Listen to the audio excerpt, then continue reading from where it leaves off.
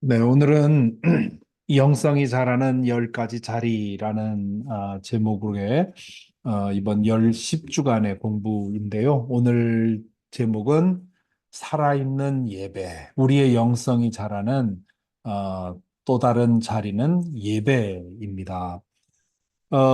예배란 뭐냐?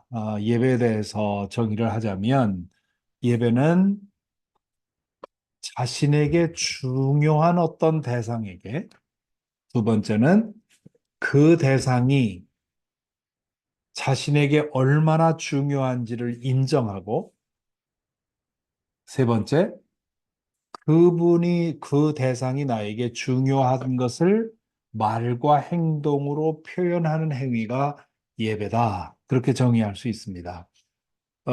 나에게 중요한 존재여야만 이제 예배의 대상이 되는 거죠. 그리고 그 예배 행위는 그분이 그 존재가 혹은 그것이 나에게 얼마나 중요한지를 인정하는 거고 그 중요성을 말과 행동으로 표현하는 거죠. 그래서 영어의 예배를 의미하는 영어 단어가 worship인데 이 worship이라는 말이 worth라고 하는 말과 ship이 합쳐진 거라는 거죠. 그래서 worth라고 하는 말은 가치, 의미, 그런 걸 말하죠. 그래서 그러니까 내가 어떤 가치를 인정하는 행위, 이것이 예배다. 그렇게 할 수 있는데요. 또 한글에서 예배라고 하는 것은 예를 차려서 어떤 대상을 높이는 행위다. 이렇게 번역이 됩니다. 뜻이 해석이 됩니다. 그래서 우리 한글에서의 예배는 완전히 종교 언어가 됐죠. 그래서 음, 종교인들이 자신이 그 섬기는 그런 대상에게 행하는 일, 이것을 이제 예배라고 얘기를 하죠. 우리 호모 사피엔스, 호모 파벨, 인간의 본성을 얘기할 때 자주 쓰는 말들이 있는데 그 중에 하나가 호모 아도란스라는 말이 있습니다. 이거는 예배하는 인간 그런 뜻인데 이 예배하는 인간이라는 말은 이 예배가 인간의 본성이라는 거죠. 그러니까 인간이라면 예배하지 않고 살 수 없다. 다만 누구를 예배하느냐? 이제 그 차이만 있는 거죠. 왜 인간이 예배할 수밖에 없는 존재가 됐느냐 하면 하나님이 우리를 그렇게 지으셨기 때문입니다. 그래서 하나님의 창조 질서에 인간의 위치가 위로는 하나님, 그리고 그 아래 인간, 그리고 옆으로는 이웃, 그리고 그 아래로는 모든 생명이. 그래서 인간은 우리 옛날에 그 아, 재상, 영의정을 만인지상, 일인지하 뭐 그런 표현을 썼는데요. 인간의 그 존재가 하나님께서 하나님 아래에 그리고 모든 존재 위에 어, 인간을 두셨습니다. 그래서 이 인간은 영이신 하나님과의 소통으로만 만족할 수 있는 존재가 인간인 겁니다. 그런데 이 죄가 들어왔는데 이 죄는 뭐냐 하면 영이신 하나님과의 관계를 단절하는 것이었어요. 하나님에게 등을 돌리고 하나님 없이 살겠다고 하는 그런 선택을 한 것이 죄입니다. 그래서 이 죄로 인해서 창조 질서가 뒤집어진 거죠. 그리고 그 결과로 인해서 인간의 내면에는 아주 깊은 그런 구멍이 생겨났습니다. 어, 그 결과로 인해서 이 우리 내면에 생긴 커다란 구멍을 하나님이 아닌 다른 것으로 채우려는 노력. 이것이 우상 숭배죠. 미국에서 가장 인기 있는 프로그램 중에 하나가 아메리칸 아이돌이라고 하는 건데요. 이 아메리칸 아이돌이라는 말은 어, 하나의 프로그램 이름이기는 한데 이 타이틀이 가지는 의미가 저는 이 타이틀을 볼 때마다 미국인들이 하나님 대신에 섬기는 우상이 뭔가 그런 생각을 하게 되죠. 뭐 미국인들만이 아니라 한국인들도 그렇고 이 세상 사람들이 하나님 대신에 찾고 있는 우상, 이 아메리칸 아이돌이라고 하는 프로그램에 나와서 막 여러 사람들이 재능을 부리면서 이제 거기서 그 경쟁을 통해서 어떤 사람이 이제 우승하고 그 사람이 되고 하는데 이런 과정을 보면서 우리 모두가 다 이 우상을 찾고 있다 하는 것을 상징적으로 보여줍니다. 그래서 어떤 사람들은 신이 아닌 것을 신으로 섬기고 있죠. 잡신을 섬기고 우상을 섬기고 예. 그런가 하면 사람을 신으로 섬기는 사람들이 있고요. 물건을 신으로 섬기는 사람들도 있고 어떤 이념을 신으로 섬기는 사람들도 있고 어떤 철학을 신으로 섬기는 사람들도 있습니다. 그래서 인간은 그러니까 나는 예배하지 않습니다. 나는 예배가 필요 없는 사람입니다라는 말은 다 거짓말입니다. 누구든지 무엇인가를 예배하지 않으면 살 수 없는 것이 인간이다. 그런데 누구를 섬기느냐?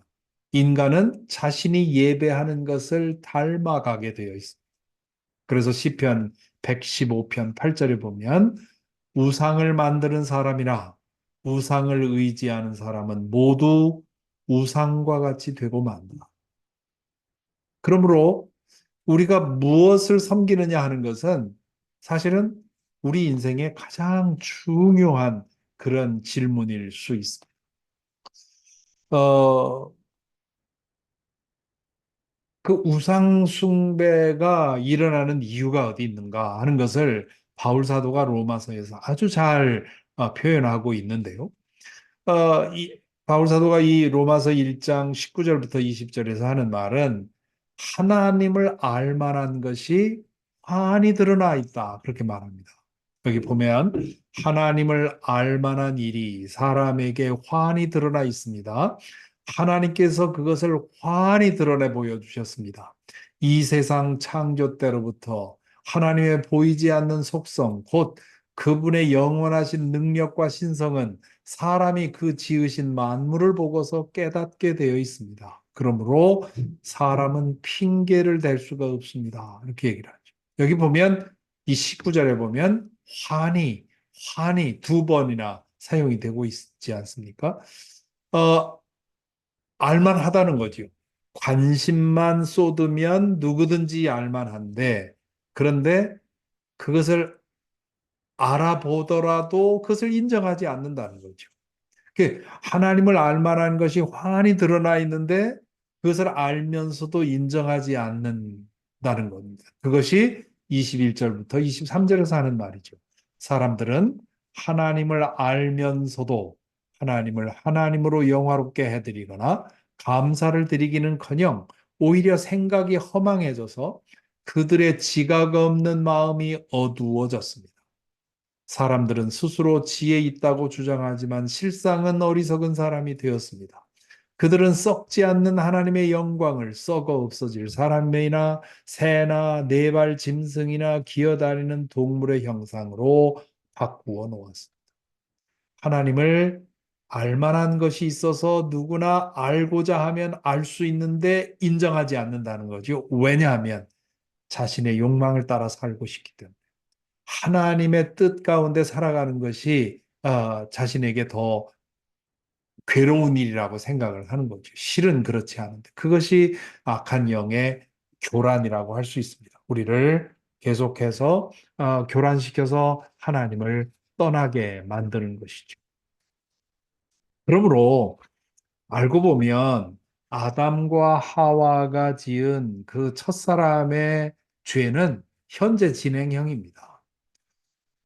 그 사람들이 저 죄를 졌기 때문에 우리가 자연적으로 그 죄의 결과를 입은 것이 아니라 우리에게도 여전히 아담과 하와처럼 스스로 신이 되고 싶어서 하나님을 벗어나고 내 뜻대로 살아가기를 원하는데, 그런데 그것이 속임수라는 거죠. 우리는 신이 될 수가 없습니다. 나 아닌 다른 무엇을 신으로 삼게 돼 있는 거죠. 돈을 신으로 삼을 수도 있고, 연예인을 신으로 삼을 수도 있고, 정치인을 신으로 삼을 수도 있고, 어떤 이데올로기를 신으로 삼을 수 있어. 내가 궁극의 가치를 두는 게 그게 바로 나의 신이 되는 것이죠. 어, 그러므로 참된 예배는 언제 시작이 되는 거냐? 창조주인 하나님의 존재를 인정하고 그분에게 마땅히 돌아갈 존귀와 영광을 드릴 때 비로소 참된 예배는 이루어지는 겁니다. 그렇게 되면 그 죄로 인해 생겨난 타락의 수레바퀴를 우리가 되돌리는 것이 되고요. 그리고 그 예배를 통해서 우리는 잃어버린 에덴을 회복하는 것이고요. 영적인 충만함을 회복하는 거고 하나님의 사람으로 살아가게 되는 겁니다. 그렇기 때문에 이 예배라고 하는 것이 우리에게는 생명과 같은 거죠. 그렇다면 하나님의 임재와 영광과 능력에 눈뜨는 것이 중요합니다. 얼마나 하나님이 정말 여기 계시구나. 하나님이 정말 영광스러운 분이구나. 하나님이 정말 어마어마한 분이구나 하는 것을 얼마나 자각하느냐에 따라서 그 사람의 예배 태도가 달라지는 거죠. 근데 그걸 어떻게 눈뜨느냐. 크게 세 가지를 얘기할 수 있는데요. 첫째는 피조 세계를 통해서 그것을 알 수 있습니다. 피조 세계를 관조할 때, 여기 관조라는 말을 좀 어려운 말이긴 합니다만은 깊이 들여다보는 걸 말하죠. 차분히 깊이 들여다볼 때 그것을 통해서 하나님의 영광이 보입니다. 이 즉물적인 태도로는 하나님을 볼 수가 없습니다. 즉물적인 태도라는 것은 그냥 어, 그냥 표면만 보고 그냥 스쳐 지나가는 그런 것을 어, 음, 그런 것을 이제 직물적인 태도라고 얘기할 수 있는데요. 예를 들면 전시회에 갔어요.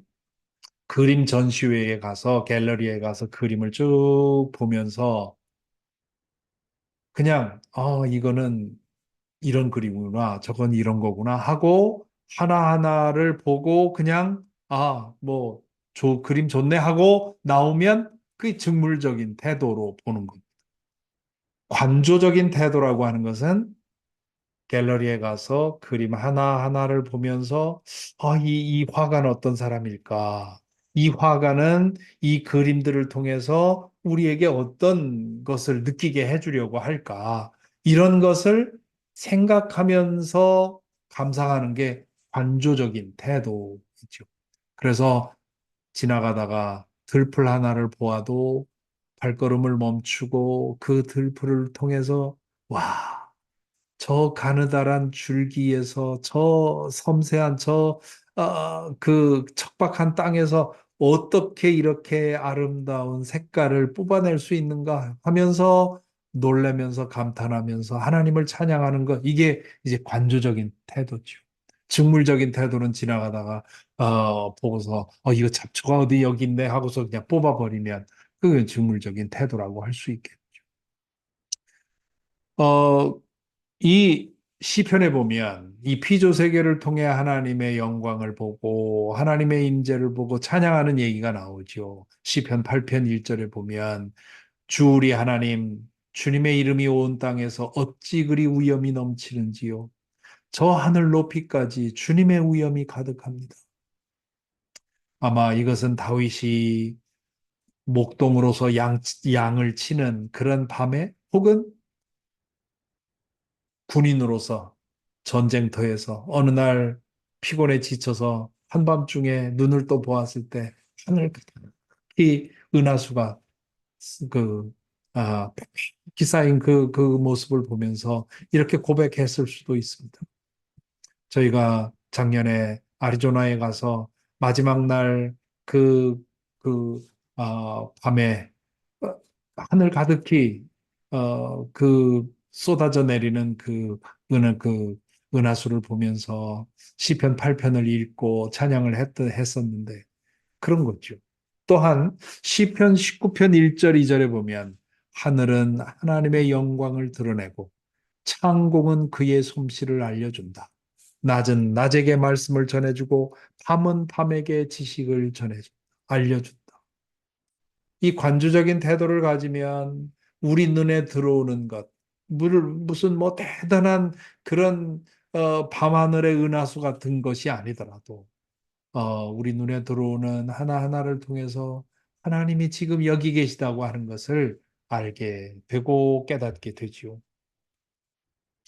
두 번째는 복음을 통해서 우리는 하나님의 임재와 영광과 능력을 볼 수가 있습니다. 복음이라고 하는 것을 우리는 두 가지로 얘기할 수 있습니다. 첫째는 예수 그리스도의 복음, 둘째는 예수 그리스도에 관한 복음.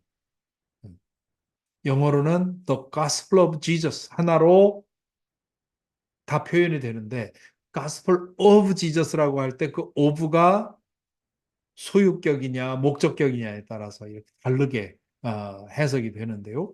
예수 그리스도의 복음은 뭐냐 하면 예수님이 전해주신 복음입니다. 그 예수님이 전해주신 복음이란 창조주 하나님이 살아계시고 이스라엘 선택해서 이루어 오신 구원의 역사를 계속 이어가고 계시고 그 구원의 역사를 완성하실 것이다 하는 이것이 예수 그리스도께서 그분의 말씀과 행적을 통해서 우리에게 알려주신 복음입니다. 또한 예수 그리스도에 관한 복음, 복음서가 네 개의 복음서가 우리에게 전하는 혹은 바울 사도가 우리에게 전하는 예수 그리스도에 관한 복음은 뭐냐? 예수님의 탄생 이야기, 그분의 공생의 이야기, 그분의 가르침, 그분의 죽음과 부활, 그리고 그분의 승천과 재림, 이 모든 이야기가 우리에게 전해주는 것은 뭐냐? 하나님은 살아계시며, 하나님은 우리를 구원하시며, 하나님은 마침내 온 세상을 새롭게 하셔서 새하늘과 새 땅을 이룰 것이라고 하는 것을 우리에게 증거해 줍니다. 그러므로 이 복음을 듣고 받아들이면 우리는 하나님의 임재와 영광과 능력을 깨닫고 예배하게 되는 거죠. 특별히 예수 그리스도의 십자가의 은혜를 경험하게 되면 우리는 하나님을 사랑할 수밖에 없죠. 하나님의 그 어마어마한 사랑을 우리가 체험하게 되면 우리도 하나님을 사랑하게 되는 것이죠. 그런 사랑, 하나님에 대한 은혜에 대한 감격 이런 것들이 예배의 행위를 통해서 표현되는 됩니다. 세 번째는 영적 체험을 통해서 하나님의 임재와 영광과 그분의 권능을 보게 됩니다. 하나님의 드러내심이죠. 우리는 인간이 하나님을 더듬어 찾아서 하나님을 볼 수 없습니다. 성경을 보시기 바랍니다. 인간이 마침내 꿰뚫어서 하나님을 만난 적은 한 번도 없습니다. 요즘 보고 있는 야곱의 이야기, 이삭의 이야기, 뭐 이런 일들을 통해서 우리가 보게 되는 것은 하나님이 자신을 드러내 보여주실 때 볼 수가 있습니다. 왜냐하면 하나님은 영이시고 우리는 육이기 때문에 우리의 육으로는 절대로 영을 알 수가 없습니다. 그래서 하나님은 우리에게 드러내 주시는데요.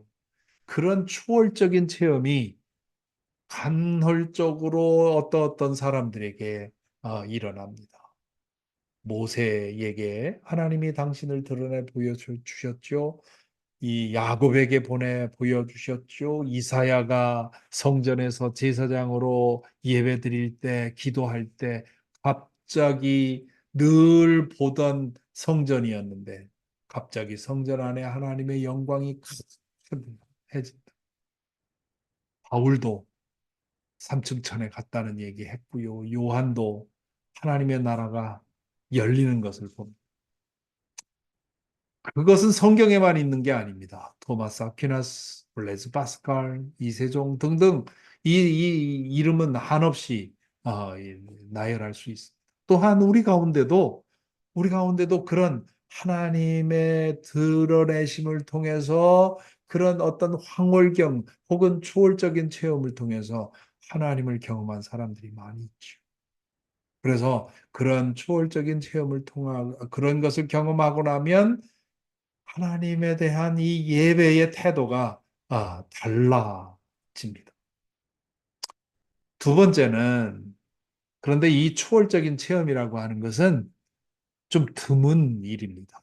누구에게나 일어나는 일은 아닙니다. 왜 그 간증, 요즘엔 뭐 그런 간증 별로 안 하지요. 그런 간증이 오히려 해롭다 해서 잘 안 하는데, 과거에 영적인 체험, 뭐 기도를 통해서 어떻게 됐다 하는 그런 영적 체험을 간증하는 그런 얘기를 들으면, 어, 나도 저런 체험하고 싶다 하면서 노력하는데 잘 안 될 때가 안 되는 경우 많죠. 그래서 이렇게 그 강력한 그런 초월적인 체험은 우리에게 필요할 때 하나님께서 그 선물로 주시는 거고요. 그것은 하나님이 원하시면 주니까 그건 하나님이 필요할 때 주시리라고 믿고 기다리면 되는 거고, 우리가 더 주목해야 될 것은 일상에서의 체험이죠. 살아가는 과정에서 여기저기에서 오밀조밀하게 사소하게 그러나 분명하게 나 여기 있다 하고 툭툭 치는 그런 사건이 많이 있습니다.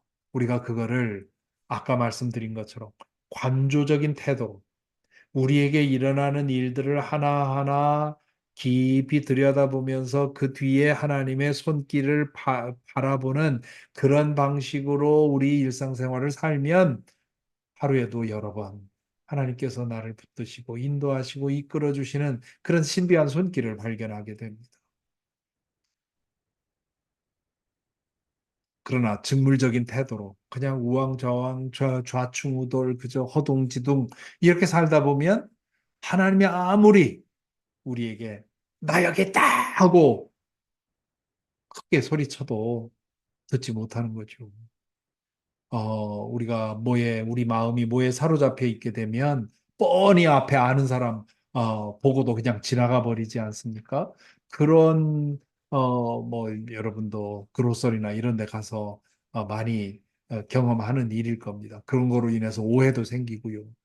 어떤 교인이 그로소리에서 나 보고도 무시하고 지나갔다고 막 화를 내는. 근데 알고 보면 그분은 지금 집사람이 사오라고 한 그 물건이 어디 있나 그거 찾느라고 아무것도 안 보이는. 허둥지둥 하다 보면 그런. 그러니까 우리가 살아가면서 하나님을 경험하는 것도 그런 거죠. 그래서 우리가 일주일 살아가면서 우리 일상생활 속에서 하나님께서 함께 하시는 그런 일들을 작은 일이지만 그런 것들을 보면서 하나님과 함께 더불어 살다 보면 예배에 대한 우리의 태도가 전혀 달라져.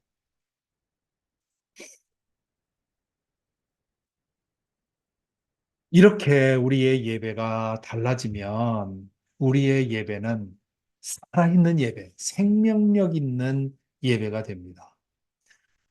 그 생명력이 있는 예배는 크게 네 가지를 얘기할 수 있는데요. 첫째는 하나님이 예배의 동기요, 목적이 됩니다. 어, 많은 사람들의 경우는 예배의 동기와 목적이 자신의 필요입니다. 처음에는, 처음에는 다들 그렇죠. 은혜 받기 위해서, 뭔가 내 마음의 평화를 얻기 위해서, 뭔가 지푸라기라도 잡는 심정으로 나에게 필요해서 예배 자리에 나와요.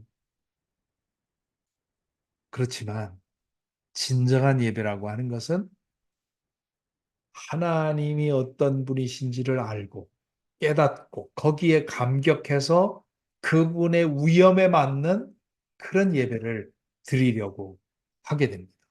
그래서 예배의 중심이 바뀌는 거죠. 그러므로 내가 은혜 받기 위해서가 아니라 하나님에게 영광과 찬양을 돌리기 위해서 우리가 그림 전시회에 간단 말이죠. 가는 이유는 왜 갑니까? 좋은 그림 구경하면서 내가 뭔가 좀 교양인이 된 것 같고 뭔가 마음에 뭔가 좀 느끼러 이제 가는 거 아닙니까? 근데 그림을 쭉 보는 과정에서 이 작가가 대단한 분이네 그런 생각을 하게 되면 그 작가를 만나보게 되고 그리고 그 사람에게 이렇게 존경심을 가지게 되는 혹은 어, 오페라 극장 뭐 이런 공연장에서 정말 감동적인 그런 연주를 하고 나면 사람들이 그냥 즉석에서 일어나서 기립박수를 치는 이유는 뭡니까? 처음에는 나 즐기러 온 거죠. 그런데 연주에 빠지다 보니까 중심이 바뀌어버려요. 그러니까 우리가 예배하는 것도 우리 예배자로서 우리 스스로에게 물어보아야 합니다. 내가 예배하는 이유가 뭔가? 나의 필요를 위해서인가? 하나님의 영광을 위해서. 두 번째, 살아있는 예배란 하나님의 위엄과 존귀에 맞는 그런 예배를 드리려고 합니다. 우리의 필요에 맞는 예배가 아니라. 미가서 6장 6절부터 7절에 보면 이렇게 말하지요. 내가 주님 앞에 나아갈 때에 높으신 하나님께 예배를 드릴 때에 무엇을 가지고 가야 합니까? 번제물로 바칠 1년 된 송아지를 가지고 가면 됩니까? 수천 마리의 양이나 수만의 강줄기를 채울 올리브 기름을 가지고 드리면 주님께서 기뻐하시겠습니까? 여기서 미가 선지자는 하나님이 얼마나 위대하신 분이고 존귀하신 분이고 놀라우신 분인지를 고백하는 거죠. 그러므로 하나님 앞에 내가 하나님의 위엄에 맞는 물질을 따진다면 위엄에 맞는 그런 예배를 우리가 어떻게 하겠냐는 거죠. 우리가 하나님의 위엄에 맞는 그런 예배를 드릴 수 있는 것은 우리의 하나된 마음, 경건한 마음, 거룩한 마음, 낮은 마음, 겸손한 마음, 이런 마음을 가지고 온전하게 예배드릴 그때에 하나님께서 기뻐하신다. 세 번째는 이렇게 하나님 중심의 예배, 하나님의 위엄과 존귀에 맞는 예배를 드릴 때 우리는 진정한 은혜를 경험합니다. 사람들이 예배드리고 은혜 받았다고 할 때 그 말이 정말 무슨 뜻인지 모호할 때가 많습니다. 어떤 사람들은 그저 가슴이 찡해서 눈물 질끔 나고 나면 은혜 받았다고 하고 또 어떤 사람은 깔깔 웃고 나면 또 은혜 받았다고. 은혜 받았다는 말은 영이신 하나님과 우리의 영이 만났다는 겁니다. 그래서 내 영이 그로 인해서 살아나고 회복이 되었다. 그것은 감정으로 느낄 수도 있고 안 느낄 수도 있고 상관없어요. 그러니까 우리가 하나님이 중심이 되어서 하나님 중심의 예배를 드리면 매번 예배 때마다 은혜를 받게 되는 거죠. 은혜를 못 받았다 하는 말은 자기 중심 그리고 자기의 필요를 나는 오늘 위로를 받고 싶었는데 설교 시간에 회개하라 그런 얘기를 들었단 말이에요. 그러면 은혜 못 받았다고 생각하죠. 그러나 내 필요가 아니라 오늘 또 하나님께서 들려주시는 말씀을 내가 듣겠다는 마음이면 어떤 말씀이 들리든지 은혜 받을 수 있게 되고 그리고 그럴 때 우리는 삶의 예배를 드릴 수 있습니다. 결국 우리가 이 살아있는 예배를 드리는 그 예배의 결과는 우리가 살아가는 동안 내 삶 전체가 하나님 중심의 삶을 살면서 하나님께 영광 드리는 그런 삶을 살기를 원해서 그렇게 하는 거 아닙니까? 로마서 12장 1절에서 바울 사도가 여러분의 몸을 하나님께서 기뻐하실 만한 거룩한 산제물로 드리십시오. 이것이 여러분이 드릴 영적 예배입니다. 그렇게 말하죠. 우리가 일주일에 한 번 함께 예배 드리고 나서 나 하나님 앞에 할 만한, 하나님 앞에 해야 될 의무 다 했다 생각하고 나머지는 자기 욕심대로 산다면 그건 정말 예배 드렸다고 할 수가 없죠. 예배 드렸다면, 정말 온전히 예배 드렸다면 그 마음으로 거룩하게 정직하게 살아가야 되는 것. 그것이 가능한 이유는, 이 가능한 것은 온전하게 예배 드렸을 때죠. 자기의 필요, 자기 중심의 예배를 드린 사람들은 삶이 변화되질 않습니다. 뭐 10년, 20년 예배를 드렸다고 해도 똑같은, 똑같이 욕심적이고, 똑같이 자기중심적이고, 똑같이 거짓말하고, 이렇게 되는 겁니다. 그래서 우리의 예배가 이런 살아있는 예배가 돼야 된다. 바로 이런 생각을 가지고 있기 때문에, 이런 믿음 때문에 저는 주일마다 예배 앞에 설 때마다 정말 이 예배가 하나님께 영광 돌리고 하나님의 권위와 품격에 맞는 예배가 되게 하려고 애를 쓰는 것이고요. 그래서 성도들도 그렇게 예배해 주기를 원하는 겁니다.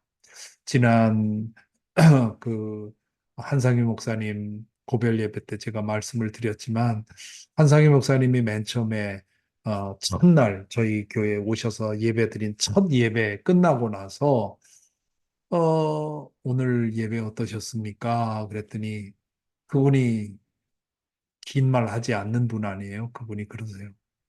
이게 예배지요. 그래요.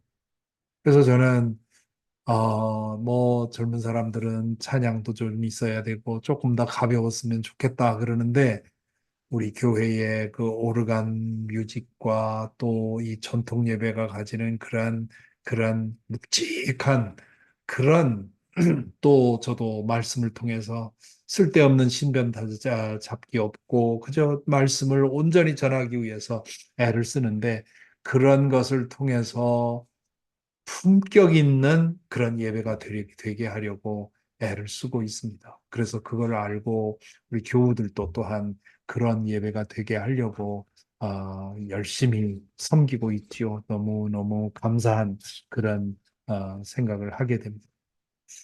자, 그래서 오늘 이 말씀을 생각하면서 묵상을 좀 하겠는데요. 첫째는 어, 하나님 체험, 여러분의 하나님 체험을 한번 생각을 해보시기 바랍니다. 하나님의 영광과 임재와 그 능력에 눈 떴던 일, 뭐 여러 가지 있겠죠. 뭐 영적 체험도 있을 거고, 또 살아오면서 어떤 전환의 시기에 그런 것도 있었을 텐데, 누군가 나에게 하나님에게 눈뜬, 하나님 정말 살아계시구나, 하나님 정말 놀랍구나 하는 것을 눈뜨게 된 그런 사건을 얘기하라면 뭐가 있겠나. 한번 잠시 한 2, 3분 동안 어, 돌아보시겠습니다. 눈을 감고 묵상 중에 나는 하나님을 어떻게 경험해 왔나.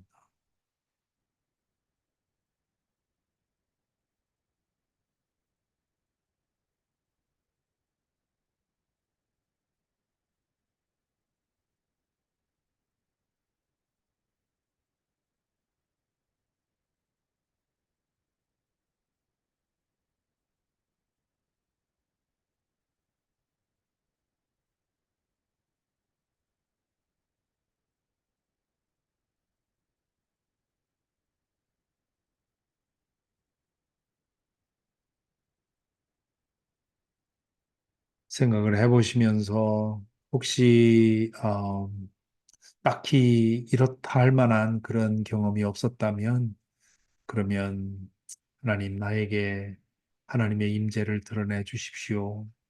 또 내 마음의 눈을 열게 해주셔서 하나님을 보게 하시고 깨닫게 하시고, 하나님 살아계시고 하나님이 얼마나 영광스럽고 하나님이 얼마나 놀라우신 분인지를 경험케 하옵소서 하는 그런 기도 드리면 좋겠습니다. 잠시 그렇게 기도하겠습니다.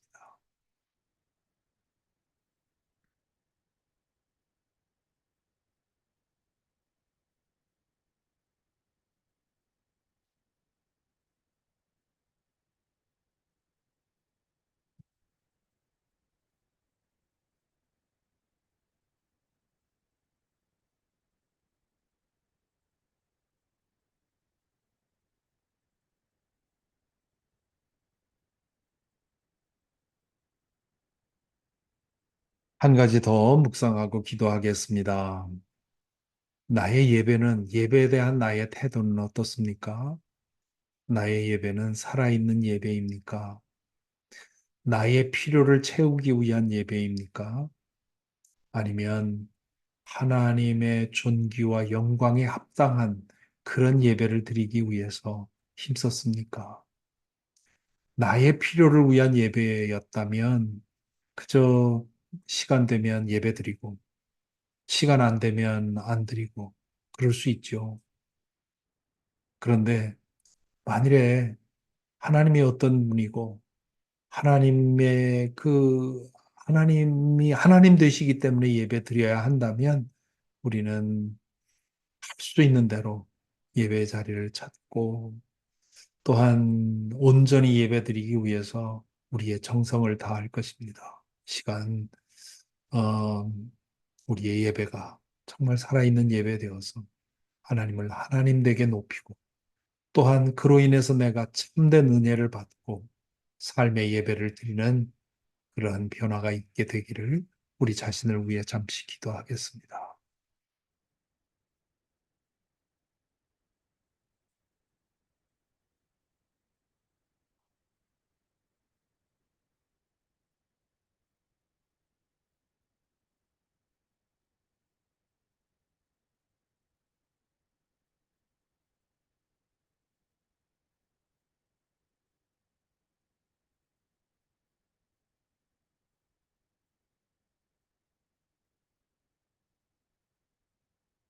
이 시간 우리 기도가 필요한 분이 있어서 알립니다. 내일 김영선 교우님, 신휘재 교우님의 부인 되시는 김영선 교우님이 내일 아침에 척추 협착증 수술을 받으십니다.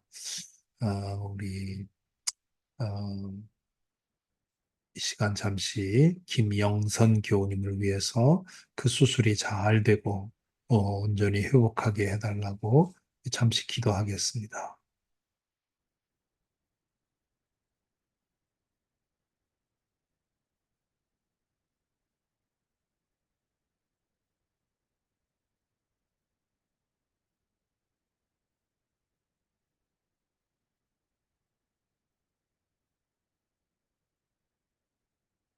사랑해 주님, 오늘 또 저희를 불러주셔서 모아주셔서 예배에 대해서 말씀을 나누고 함께 공부하게 하여 주시니 감사를 드립니다.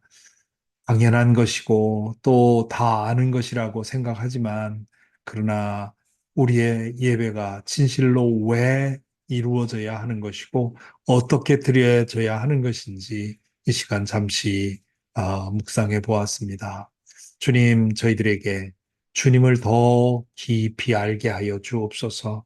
우리의 예배가 하나님을 내가 알기에, 내가 경험하였기에 하나님을 하나님 되게 높이는 그런 내 속에서 터져 나오는 그런 예배가 될 수 있도록 주님, 우리의 마음과 우리의 삶을 인도하여 주옵소서. 그리하여서 우리의 예배가 정말 하나님을 하나님 되게 높이고 그로 인해서 우리가 점점 하나님을 닮아가는 그런 은혜가 있도록 우리를 붙들어 주옵소서. 내일 수술 받으시는 우리 김영선 자매님을 위해 기도합니다. 주님, 쉽지 않은 수술인데 주의 성령께서 집도하는 의사와 또 김영선 자매님을 주님 붙들어 주셔서 잘 수술받게 하시고 또한 온전히 회복될 수 있도록 주님 그 모든 과정을 지켜주시고 이끌어 주옵소서. 주님께 감사드립니다. 예수 그리스도 이름으로 기도하옵나이다. 아멘.